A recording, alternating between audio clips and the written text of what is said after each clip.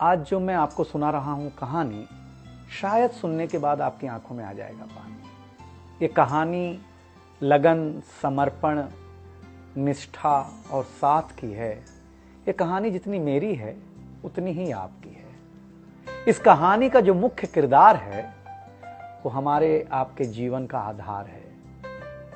वो आपके लिए ज्यादा, अपने लिए कम बनी है। हाँ जी, बिल्कुल सही समझ रहे हैं आप। वो हमारे आपकी पत्नी है। वो हमारी आपकी पत्नी है। कभी आपने सोचा कि वो आप एक के साथ रिश्ता जोड़ा था, लेकिन एक के साथ रिश्ता जोड़ने के लिए उसने घर, गली, आंगन, मोहल्ला, सखी, सहेली, माँ बाप, न जाने कितनों रिश्तों से अपना मुंह मोड़ा था। याद करिए, जब आपके साथ ब्याही थी और आपके घर आई थी तो बहू, भाभी, दुल्हन, न जाने कितने नामों के साथ बुलाई जाती थी। ये सुनकर के वो मन ही मन मुस्कुराए जाती थी। घर के सारे लोग उसी के भरोसे रहते थे। शायद इसीलिए अंग्रेजी में हम उसे हाउसवाइफ कहते थे। कुछ ही दिनों तक उसने दुल्हन होने का आनंद जिया। फिर झाड़ू, पोछा, बर्तन, चूल्हा, चौका, इन सब ने उसको जकड़ लिया। रोज हमारे लिए नाश्ते से लेकर खाने तक कुछ खास रखना, हमारी लंबी उम्र के लिए न जाने कितने उपवास रखना। कुछ महीनों बाद किलकारी गूंजी तो सारे ख्वाब सजे। वो मां बनी तो हम भी बाप बने। जैसे जैसे वो उम्र की सीढ़ियां चढ़ती गई, जैसे जैसे वो उम्र की सीढ़ियां चढ़ती गई, जवाबदारियां कुछ न कुछ रोज बढ़ती गईं। एक तरफ बच्चे पे नजर, दूसरी ओर मैं ऑफिस के लिए लेट न हो जाऊं इस बात का डर। सब कुछ बराबर हो, कुछ रह न जाए, और इस बात पर भी ध्यान कि गैस पर रखा हुआ दूध कहीं बह न जाए। घर वालों की फरमाइशों का चूल्हा जो एक बार चलता, घर वालों की फरमाइशों का चूल्हा जो एक बार जलता, तो कब सुबह, कब शाम, कब रात हो गई उसे पता ही नहीं चलता। इन व्यस्तताओं के बीच समय का चक्र कुछ इतना तेजी से चला, मुन्ना कब मनोज हो गया, मुन्नी कब सुमन, पता ही नहीं चला। अब तक जो था प्यार, अब उसने अपना नाम बदल करके रख लिया था तकरार। बेटी को लेकर के कहना कि कुछ ज्यादा ही मन बढ़ा रखा है, तुम्हारे प्यार ने इसको सर पे चढ़ा रखा है। अब तो वो मुझे भी देने लगी थी ताना, अब तो वो मुझे भी देने लगी थी ताना, ऑफिस में ही रहा करो ना, 2-4 घंटे के लिए घर के आना।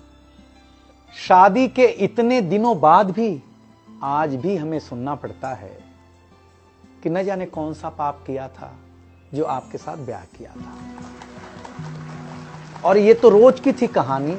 इतना जोर से कहना कि घर के सारे सदस्य सुन लें कि एक दिन बीमार होती हूं ना, तो एक दिन बीमार होने पर किसी को कोई देता नहीं है 1 गिलास पानी, लेकिन जैसे ही उसे आपके तबीयत खराब होने का होता आभास, आकर के बैठ जाती थी आपके पास। याद तो होगा ना, वो मीठी बातों के साथ माथे पर विक्स लगाना और साथ में कान में यह भी कहना कि कल सुबह अगर अच्छा ना लगे तो फिर ऑफिस मत जाना। लेकिन एक दिन समय ऐसे मोड़ पर ले आता है जहां बदल जाता है जिंदगी का ताना बाना। थाली में रोटी रखते हुए उसका ये कहना कि बेटी जवान हो गई है, क्या अब लड़का भी मुझे ही ढूंढने होगा जाना।